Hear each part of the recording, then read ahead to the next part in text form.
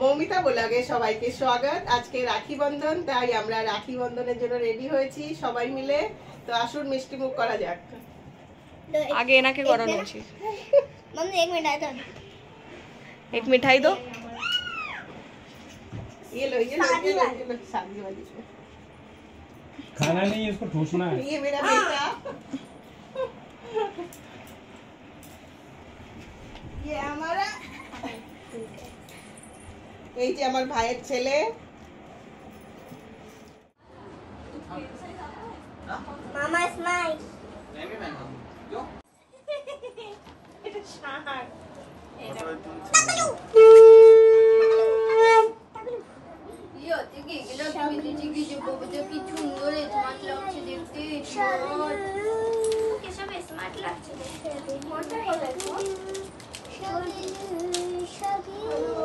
अपनी एक दुनिया बनाई और एक मुंह बोली माँ को साक्षी मानते हुए राखी का बंधन बनाया।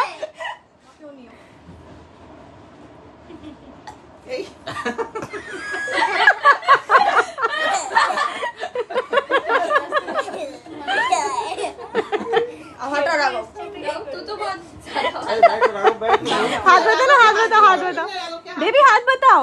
अबे इधर बताना। एक साथ में खींच लेना योगस्कार राघव का। ये क्या लिखा है? राम